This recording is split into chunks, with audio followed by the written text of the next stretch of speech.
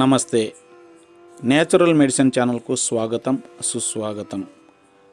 కార్తీక మాసం 5వ అధ్యాయంలో వనభోజన మహిమ గురించి, ఆ తర్వాత కిరాతకుడు ఎలుక మోక్షం పొందిన విధానం తెలుసుకుందాం రండి.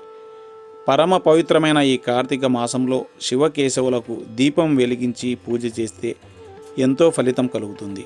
ఎన్నో రకాల శుభాలు మీ ఇంట్లో జరిగి తీరుతాయి. అలా చేయడం వీలు కాని వారు రోజు కార్తీక పురాణంలోని ఒక అధ్యాయం విన్నా కూడా అద్భుతమైన ఫలితం పొంది తీరుతారు. కార్తీక మాసంలో స్నానము, దానము, పూజా కార్యక్రమములు పూర్తయిన తర్వాత భగవద్గీత పారాయణ తప్పక చేయాలని 5వ అధ్యాయంలో చెప్పబడింది. అలా చేసిన వారి పాపాలు సర్వము తొలగిపోవును. కార్తీక మాసంలో కరవీర పుష్పములు శివకేశవులకు సమర్పించిన వారు వైకుంఠమునకు వెళ్ళుదురు. భగవద్గీత కొంచెము పఠించినా కూడా విష్ణులోకం ప్రాప్తించును.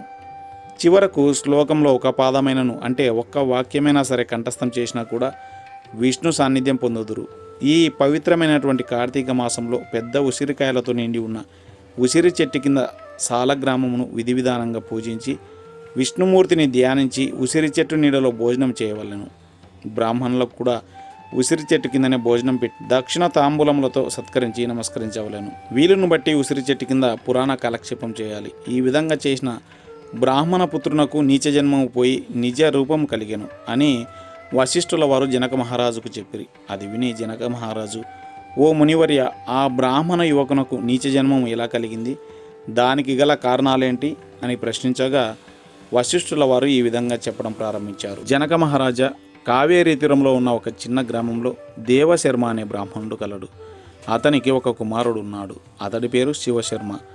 చిన్నతనం నుండి భయభక్తులు లేక అతి గారాభంగా పెరుగుట వలన నీచ సహవాసములు చేసి దురాచారపరుడై జీవించుచుండెను. అతని దురాచారములను గమనించిన దేవశర్మ కొడుకు శివశర్మను దగ్గరకు పిలుచుకొని అనునయిస్తూ, నాయన శివశర్మ, నీ దురాచారములకు అంతు లేకుండా ఉన్నది. ప్రజలు నీ గురించి పలు విధాలుగా చెప్పుకుంటున్నారు, నన్ను నిలదీస్తున్నారు. నీ వల్ల నాకు చాలా అవమానం జరుగుతుంది. నలుగురిలో తిరగలేకపోతున్నాను. కాబట్టి కార్తీక మాసంలో నదీ స్నానం చేసి శివకేశవులకు నమస్కరించి సాయంకాలం సమయంలో దేవాలయంలో దీపారాధన చేసినట్లయితే నీవు చేసిన పాపాలు పటాపంచలైపోయి నీకు కైవల్య ప్రాప్తి కూడా కలుగును. కాబట్టి నీవు అలా చేయగలవు అని బోధించెను. దానికి సమాధానంగా శివశర్మ, తండ్రి, స్నానం చేయుట శరీరం మురికిని వదిలించుకోవడానికి చేసే ప్రయత్నం మాత్రమే. స్నానం చేసి పూజలు చేసినంత మాత్రాన దేవుడు కనిపించునా? దేవాలయాల్లో దీపాలు వెలిగించిన లాభమేమి?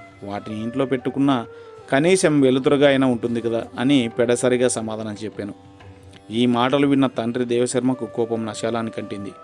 ఆగ్రహావేశాలతో ఊగిపోతూ, ఓరి నీచుడా, కార్తీక మాస ఫలాన్ని అంత చులకనగా చూస్తున్నావు కావున నీవు అడవిలో మర్రి చెట్టు తరలో ఎలక రూపంలో బ్రతికి ఉండుదుగాక అని కుమారుని శపించాను. ఆ శాపంతో కుమారుడు శివశర్మకు జ్ఞానోదయమై భయపడి తండ్రి పాదములపై పడి, తండ్రి క్షమించండి, అజ్ఞానాంధకరంలో పడి దైవమును దైవ కార్యమును ఎంతో చులకన చేసి వాటి ప్రభావములను గ్రహించలేకపోతుని. ఇప్పుడు నాకు పశ్చాత్తాపం కలిగినది.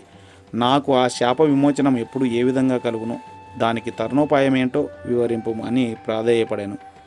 ఈ మాటలు విని కొంత శాంతించిన దేవశర్మ, నాయన, నా శాపమును అనుభవించుచు మూషికమువై పడి ఉండగా నీవెప్పుడు కార్తీక మహత్యమును వినగలవో అప్పుడు నీకు పూర్వ దేహస్థితి కలిగి ముక్తి పొందగలవు అని కుమారుడిని ఊరడించెను. ఆ మరుక్షణమే శివశర్మ ఎలక రూపం పొంది అడవికి పోయి మర్రి చెట్టు తొరలో నివసించుచు ఫలములు తినుచు జీవించుచుండెను. ఆ అడవి కావేరీ నదీ తీరంలో ఉండెను. స్నానం చేయడానికి నదికి వెళ్ళువారు అక్కడున్న ఈ పెద్ద మర్రి చెట్టు నీళ్ళలో కొంతసేపు విశ్రమించి లోకాభిరామాయణం చర్చించుకొనొచ్చు నదికి వెళ్ళేవారు. ఇలా కొంతకాలం గడిచిన తర్వాత కార్తీక మాసంలో ఒకరోజు విశ్వామిత్ర మహర్షుల వారు శిష్య సమేతముగా కావేరీ నదిలో స్నానం ఆచరించగా బయలుదేరినారు. అలా బయలుదేరి ప్రయాణకపు బడలిక చేత మూషికం ఉన్న మర్రి చెట్టు కిందకు వచ్చి శిష్యులకు కార్తీక పురాణము వినిపించుచుండేవారు. ఈలోగా చెట్టు త్వరలో నివసించే ఎలుక వీరి దగ్గర ఉన్న పూజా వస్తువులలో తినడానికి ఏమైనా దొరుకుతుందేమో అని బయటకు వచ్చి చెట్టు మొదట్లో నక్కి ఉండెను. అంతలో ఒక కిరాతకుడు వీరి జాడ తెలుసుకొని, వీరు బాటసారులై ఉంటారు, వీరి దగ్గర ఉన్న ధనాన్ని నేను దొంగిలించవచ్చు అనే దుర్బుద్ధితో వారి వద్దకు వచ్చి చూడగా అందరూ మునీశ్వరులే. వారిని చూడగానే అతని మనసు మారిపోయింది. వారికి నమస్కరించి, మహానుభావులరా, తమరు ఎవరు, ఎక్కడి నుండి వచ్చారు? మీ దివ్యరూప సందర్శనం నా జన్మ పావనమైంది. కావున వివరింపుమని కోరగా విశ్వామిత్రుల వారు, ఓయే కిరాతక, మేము కావేరీ నది స్నానార్థమై ఈ ప్రాంతానికి వచ్చాము. స్నానం ఆచరించి కార్తీక పురాణం పఠించుచున్నాము. నీవు కూడా ఇక్కడ కూర్చుని సావధానుడవై ఆలకించు అని చెప్పగా కిరాతకుడు కార్తీక మహత్యమును శ్రద్ధగా వినుచుండగా తన వెనకటి జన్మ వృత్తాంతము జ్ఞాపకం వచ్చి పురాణ శ్రవణానంతరం వారికి ప్రణమిల్లి వెళ్ళిపోయాను. అలాగే ఆహారము కొరకు చెట్టు చాటున దాగి పురాణమంతా వినుచున్న ఎలక కూడా వెనకటి బ్రాహ్మణ రూపం పొంది, మునువర్య ధన్యోష్మి, తమ దయ వల్ల నేను కూడా ఈ మూషిక రూపం నుండి విముక్తుడనైతిని అని తన వృత్తాంతమంతా చెప్పి వెడలిపోయాను. కాబట్టి ఓ జనక మహారాజా, ఇహములో సిరి సంపదలు, పరలోకమున మోక్షము కోరువారు తప్పక ఈ కార్తీక పురాణం చదివి ఇతరులకు వినిపించవలను అని ముగించాను. ఇంతటితో 5వ రోజు పారాయణం సమాప్తం.